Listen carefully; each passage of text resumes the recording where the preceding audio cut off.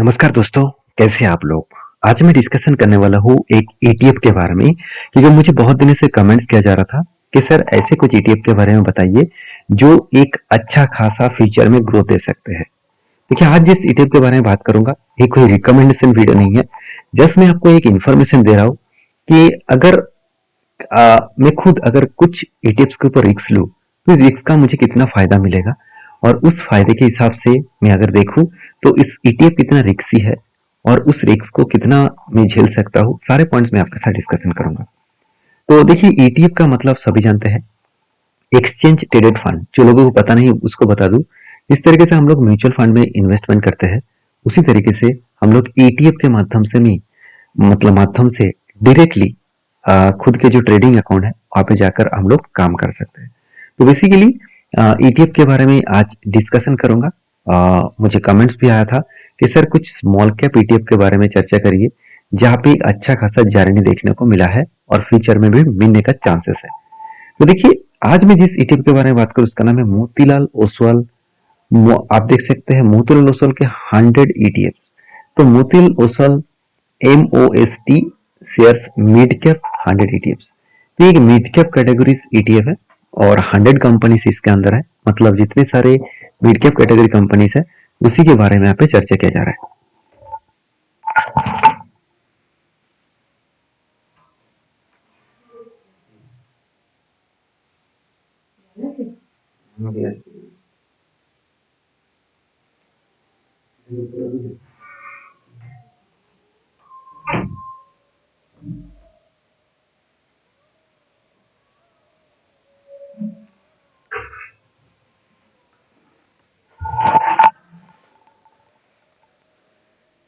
तो सबसे पहले मैं आपको कंपनी के जस्ट 1 डे का डेटा दिखा दूं, तो यहाँ पे कुछ खास देखने को नहीं मिलेगा। जस्ट 1 वीक का देखूं तो यहाँ पे भी कुछ खास रिटर्न नहीं मिला। एक मंथ के डेटा देखो तो 2.73% दिखा रहा है। अगर 3 मंथ्स के डेटा देखो तो ऑलमोस्ट 6.5%। तो देखिए, कोई भी म्यूचुअल फंड और ईटीएफ आप कर रहे हैं तो एटलीस्ट आपको 3 इयर्स तक वेट करना पड़ेगा। शायद अब 3 इयर्स में भी कुछ काम ना बने, जैसे कोविड के टाइम में 3 इयर्स में कुछ नहीं बना, उसके बाद लास्ट 1 ईयर में भी सारे रिकवरी कर दिया। तो 3 साल में इस कंपनी ने करीबन 77% का जर्नी दिखा दिया। तो 77% का सीएजीआर के हिसाब से भी बात करूं तो ऑलमोस्ट मतलब 22% के आसपास देखने को मिला है। लास्ट 5 इयर्स में करीबन 200% का जर्नी किया, और ऑल टाइम के हिसाब से देखूं तो कंपनी करीबन 700% का जर्नी किया। तो देखिए, जर्नी के हिसाब से देखूं तो कंपनी के जो रिटर्न के रेशियोज है इस फील्ड में, मतलब इस कैटेगरी में जितने सारे कंपनीज है, खुद की रिटर्न देखा जाए तो 3 साल में 25%, 1 साल में 13%, और बाकी इस कैटेगरी में जितने सारे स्मॉल कैप ईटीएफ है वो 8.5% दिया है। उसी जगह पे 3 साल में 25% के आसपास दिया है इस म्यूचुअल फंड ने, और दूसरा है 22%, और 5 साल में ऑलमोस्ट 27% के आसपास जर्नी दिखाया, और इस कैटेगरी में 24%, तो ऑल टाइम में 15%। तो देखिए, अगर मैं लास्ट 5 इयर्स के भी डेटा देखूं तो 26%, तो कोई कम नहीं है। अगर मैं 25% भी पकड़ लूँ एवरेज के हिसाब से तो भी कम नहीं है। तो इस म्यूचुअल फंड के एक मतलब ईटीएफ के एक बारे में बात करूं तो इसकी जो टोटल मार्केट मतलब एनुअल मतलब एयूएम है, एसेट अंडर मैनेजमेंट, मतलब कितने एसेट को वो एलोकेट किया है, तो टोटल 712 करोड़। और इस कंपनी का पी रेशियो 29 है और पीबी रेशियो 3 के आसपास है। सबसे बड़ी बात है, इस ईटीएफ का एक्सपेंस रेशियो है 0.22%। मतलब 22% का एक्सपेंस आपको देना पड़ेगा। मतलब 100 रुपये में आपको 22 पैसा देना पड़ेगा, इस तरीके से कुछ एक्सपेंस रेशियो दिखा रहा है। तो 100 स्टॉक है इस ईटीएफ के अंदर, क्योंकि ईटीएफ का नाम ही है Motilal Oswal Nifty mid cap 150। तो सॉरी 100 ईटीएफ। तो इस कंपनी के ऊपर बात करूं 2011 में इस ईटीएफ स्टार्ट हुआ था, और राकेश सेट्टी जी इस ईटीएफ का मतलब मैनेजर है। तो इस ईटीएफ के अंदर जो जो कंपनी है, कुछ कंपनी का नाम यहाँ पे बताऊंगा, क्योंकि 100 कंपनी का नाम यहाँ पे नहीं बता पाऊंगा। तो जहाँ पे बीएससी है, बीएससी में सबसे ज्यादा इन्वेस्टमेंट किया गया है 3.26। आप सभी जानते हैं बीएससी लिमिटेड कितना बढ़िया परफॉर्मेंस कर है।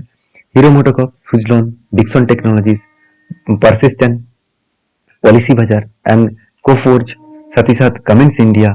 उसी तरीके से देखिए, लंबा चौड़ा को लिस्ट मिलेगा। पेटीएम के ऊपर भी निवेश है, Indus tower, AU small finance, साथ ही साथ इंडसलैंड, साथ ही साथ Fortis healthcare, IDFC first bank, HDFC asset management, federal bank. इस तरीके से और भी लंबा लिस्ट आपको देखने को मिलेगा।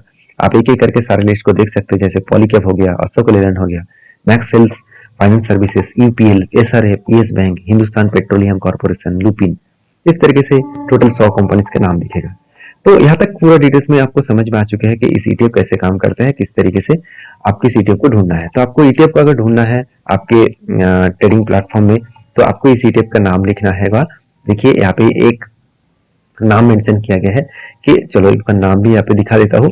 नाम यहाँ पे लिखा जाएगा, हाँ आप सीधा सीधा Motilal Oswal Nifty mid cap 150 search करेंगे तो आपको मिल जाएगा। तो अभी देखिए इसका मैं एक झलक आपको दिखाऊंगा कि अगर किसी व्यक्ति पर मंथ अगर 1000 रुपीज भी इस कंपनी के ऊपर मतलब इन्वेस्टमेंट करे, मान के चले मैं हर मंथ 1000 रुपीज इस ईटीएफ के ऊपर काम करूंगा और मैं 25% पकड़ कर चलता हूँ एवरेजली, तो मुझे कितना बनेगा लास्ट 20 सालों में।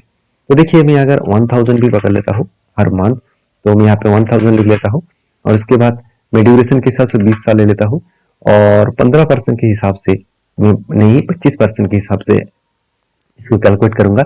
और एक्सपेंस रेशियो आप सभी जानते हैं 0.22% है, मतलब कितना खर्चा मेरा म्यूचुअल फंड कंपनी को देना पड़ेगा, इस ईटीएफ कंपनी को देना पड़ेगा। इसको अगर कैलकुलेट करूं तो आप देखेंगे तो टोटल कुल मिलाकर आपको 2,40,000 इन्वेस्टमेंट होगा लास्ट 20 सालों में।